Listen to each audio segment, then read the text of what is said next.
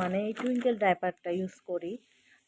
এইটাতে আমি এই মনে হয় 3 প্যাকেট হবে নতুন আমি ইউজ করা শুরু করছি। খুবই ভাল লাগছে আমার কাছে।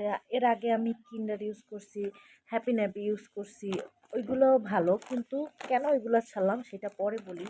আগে এই টুইঙ্কেলের একটু রিভিউ দিয়ে নেই, মানে কতটা অনেকে তো ব্যবহার করেন জানবেন। এটা হচ্ছে স্যাভলনের টুইঙ্কেল ডাইপার। অলরেডি আমার এটা অর্ধেকের কাছাকাছি। এই হচ্ছে ডাইপারটা, খুবই সুন্দর।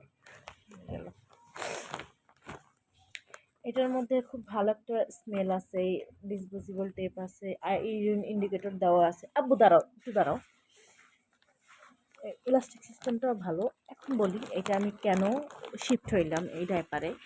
আমি কিন্ডার ইউজ করছি, ওইটা অনেক ভালো ছিল, হ্যাপি ন্যাপিও ভালো ছিল, মামমামটাও ভালো। আমার ছেলের খুব বেশি লিকেজ প্রবলেম হইতো আর র্যাশের প্রবলেম হইতো। তো এর জন্য আমি ডক্টরের সাজেশনে এই ডাইপারে শিফট হয়েছি। আমি একদম স্যাটিসফাইড, আমার কোনো প্রবলেম হয় না এই ডাইপার নেওয়ার পর থেকে। ফিটিংস একদম ঠিকঠাক হয়েছে। এমন না যে কিন্ডার খারাপ বা হ্যাপি ন্যাপি ওগুলো খারাপ, ওগুলোও ভালো ডাইপার, আমি নিজে ইউজ করছি। কিন্তু যেহেতু আমার ছেলে একটু বড়ো হয়েছে আর ওর ফিটিংস একটু প্রবলেম দেখা দিচ্ছে, এর জন্য আমার ডাইপার চেঞ্জ করা লাগছে।